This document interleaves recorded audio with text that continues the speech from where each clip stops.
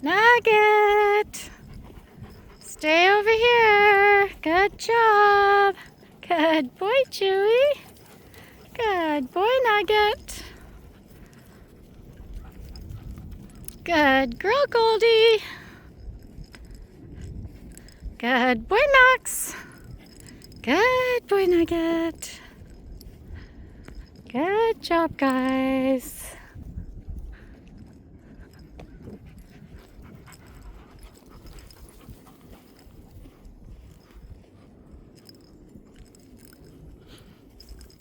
It is actually just the perfect temperature to take a walk, which means it's cool, it's not warm, but it's warm if we're walking, so totally nice. Yeah, because if it gets too warm, I find, and we're walking, well, especially me, I'm sure it is for the dogs too, but then it just gets hot, and then we just get hot and sweaty. Good job, guys.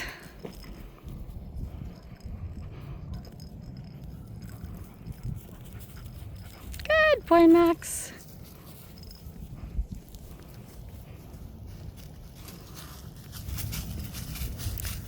Good boy, Chewy. Chewy's checking back. He's like, is she coming this way? And it's like, yep, we are, Chewy. Good boy, bud. Good job. Yeah, so at Hermitage, there's, I think there's, I guess, about 3 trails. There's this one, and then there's one that's right along the river, and then this one branches out. This one branches out to like around the lake or swamp, I call it, or it goes sort of to the inner, which is closer to the ravine side. I don't know how to explain it, but yeah, so there's like 3 natural trails, which is kind of nice. And then there's the paved one that goes right from one end of the park to the other. So yeah, so this is a really nice park too. The only thing with this park is the river is right by the I call it the sewer plant, but it's not a sewer plant. What is it called? Water. It has a nicer name to it. Water treatment plant. Which, yeah, I don't know. Isn't that a sewage plant? I don't know. Anyways, so it does the water here, and I have gone in it myself, and I do come out stinking. Like, I smell like I've been in a swamp. So just so you know, the water that we dump back into the North Saskatchewan is not like 100% odor free.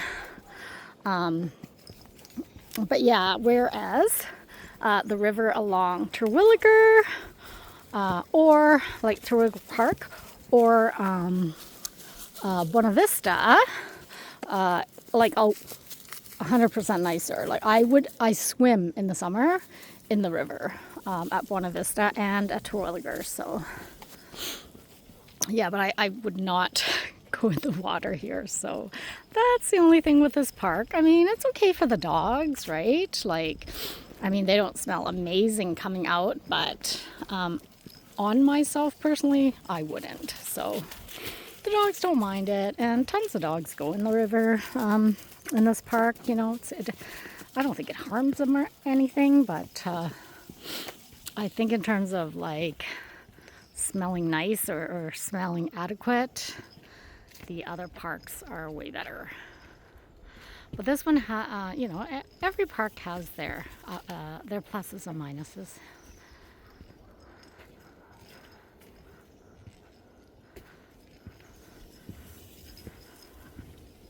Good job, guys.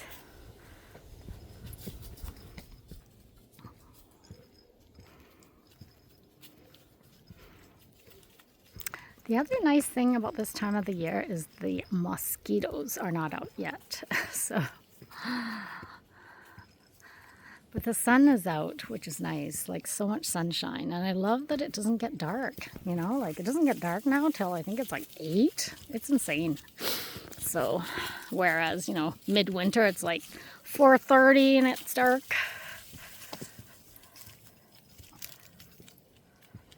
Oh,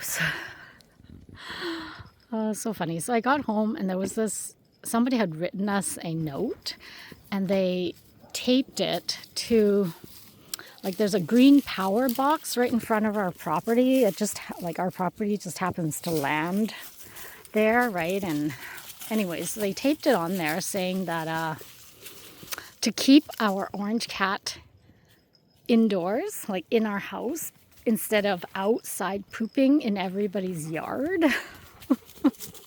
And they were like, we know where Orange Cat lives. And I'm thinking, like, why wouldn't they just knock on my door and talk to me? But that's not the funny thing. The funny thing is our Orange Cat is actually like a very creamy orange. It's not like an actual bright orange cat. And he is indoors 98%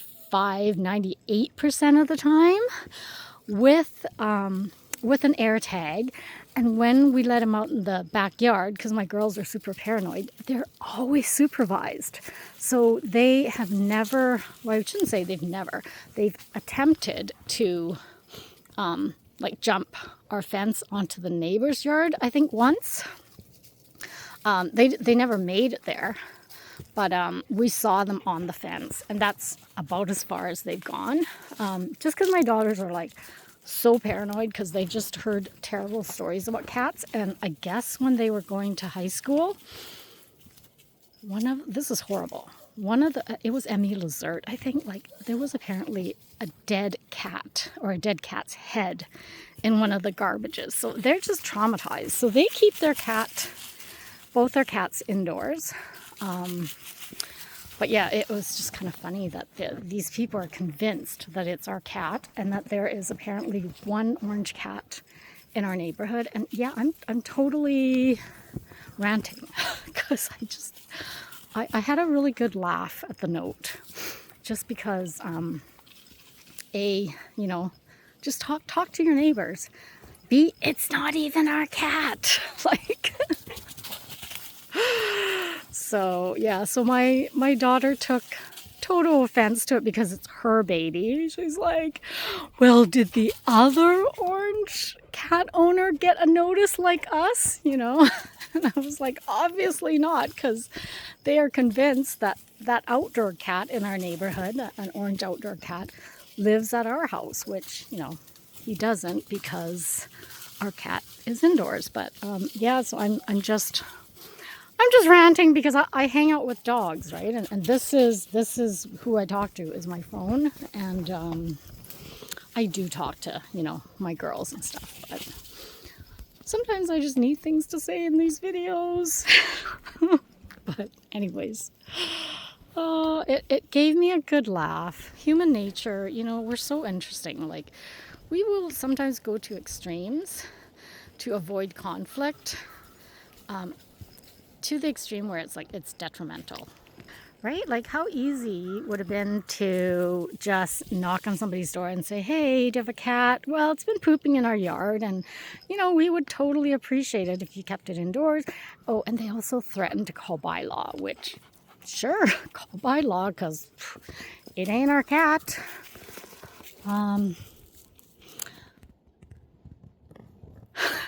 Sorry, I'm just looking at Nugget. Nugget, you're with us, buddy. Thank you. Good boy, buddy.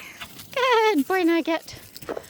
Yeah, so Nugget kind of runs everywhere, and he doesn't necessarily, like, he's one of the dogs that I have to watch out for, like, because most of the dogs that I sit and watch over, they know to check back on me. Not so much with Nugget. He just kind of does his own thing, and he expects me to kind of reel him in. So my cheat for that kind of is to put a long lead on him so that wherever he is, and he's tiny too, right? So wherever he is, he's got a bit of a trail behind him. So It's probably, you know, like not the most comfortable thing, but it's the safest thing. So, so that's one of my sort of tricks to dogs that are sort of really energetic and they're everywhere and they don't necessarily check back.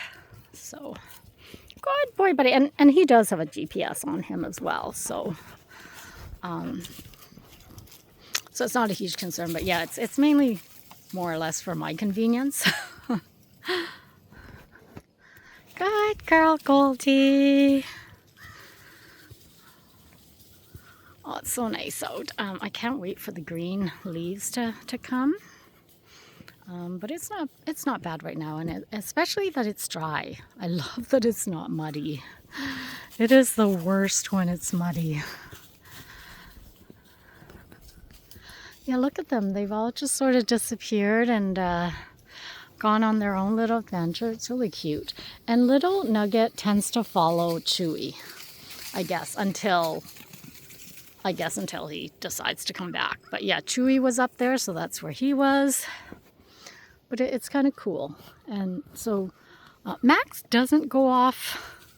See, and there's Chewy and Goldie. Like, these guys explore. Max, not so much, because he's more like a protector type.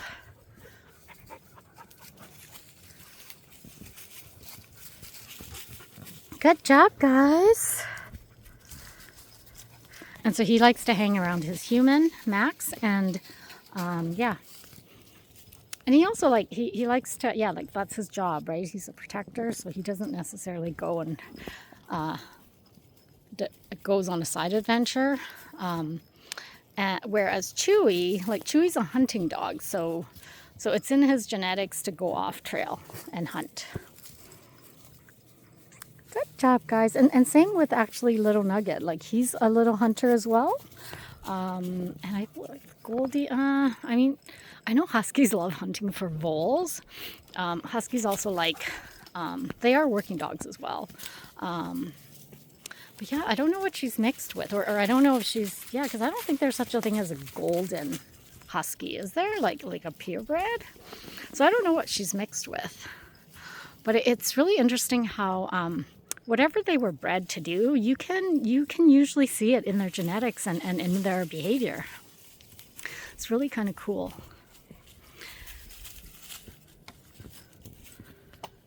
Good job, guys.